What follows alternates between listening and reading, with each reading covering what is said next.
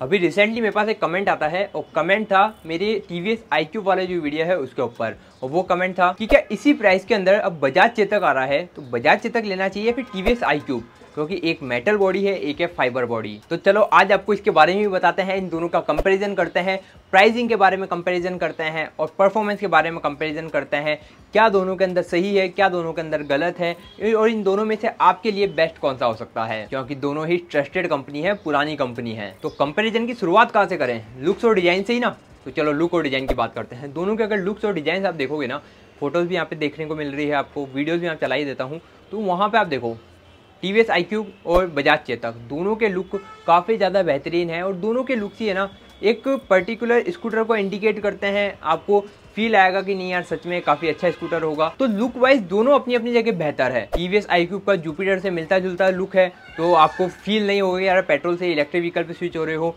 बजाज चेतक जो legendary Bajaj Chetak scooter आता था उससे इंस्पायर्ड होकर बनाया गया है। और वहीं साथ में एक चीज़ जो सबसे ज़्यादा इंपॉर्टेंट रहती है बजाज चेतक के लिए, जो इसका हाईलाइटेड फीचर्स कह सकते हैं या फिर सेलिंग फीचर कह सकते हैं, तो वो है इसकी मेटल बॉडी।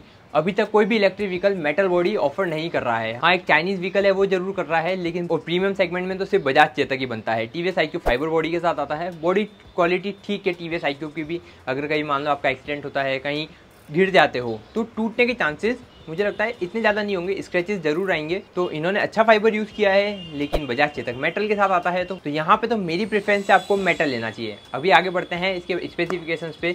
तो स्पेसिफिकेशंस की बात करूँ तो दोनों के अंदर आपको लगभग सिमिलर स्पेसिफिकेशंस देखने को मिलेंगे। अब लगभग सिमिलर कैसे, तो शुरुआत तो अपन मोटर से ही करते हैं। तो मोटर पे आता है। मोटर की बात करें, TVS iQube hub motor offer करता है, बजाज चेतक आपको ऑफर करता है सॉलिड गियर मोटर। और मुझे इन दोनों के कंपैरिजन में सॉलिड गियर मोटर ज़्यादा बेस्ट लग रही है। अब इसके पीछे भी रीज़न है, विदाउट रीज़न तो मैं कुछ बात ही नहीं करता। तो यहाँ पे बजाज चेतक के अंदर अगर रीज़न की बात करूँ तो इसके रीज़न है कि इको से स्पोर्ट मोड पे शिफ्ट होती है ना, तो आपसे मांगती नहीं है कि आप मोड चेंज करो। अगर पिकअप की नीड है, ओवरटेक करना है, तो जैसे आप वहाँ पे स्पीड एकदम से बढ़ाओगे तो ऑटोमेटिक इको से स्पोर्ट पे चली जाएगी।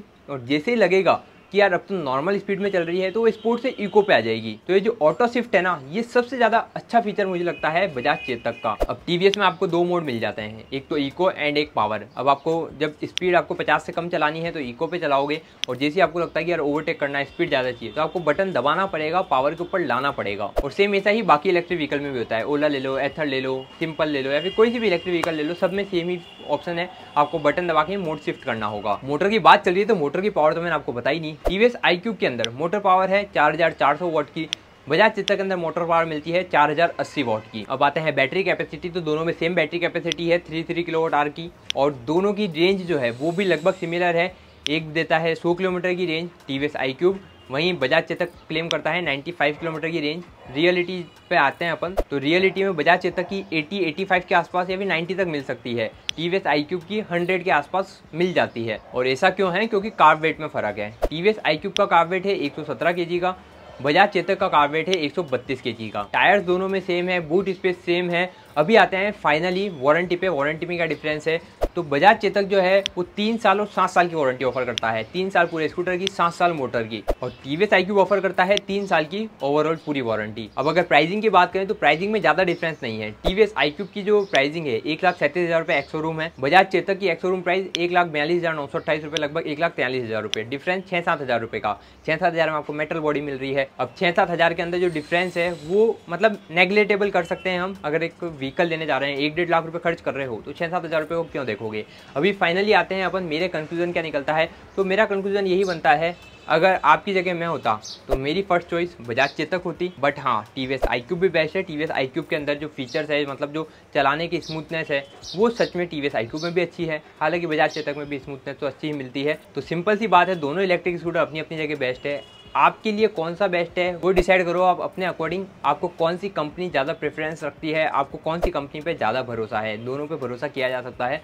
दोनों पुरानी कंपनियां हैं, ट्रस्टेड कंपनियां हैं, सर्विस भी प्रॉपर देखने को मिलेगी। बाकी फिर भी आपको कोई डाउट्स है तो कमेंट में जरूर पूछना। मैं पूरी कोशिश करता हूँ आपको जल्दी जल्दी रिप्लाई देने की, या फिर हमारा नंबर भी है, वहाँ पर भी आप व्हाट्सअप कर सकते हो।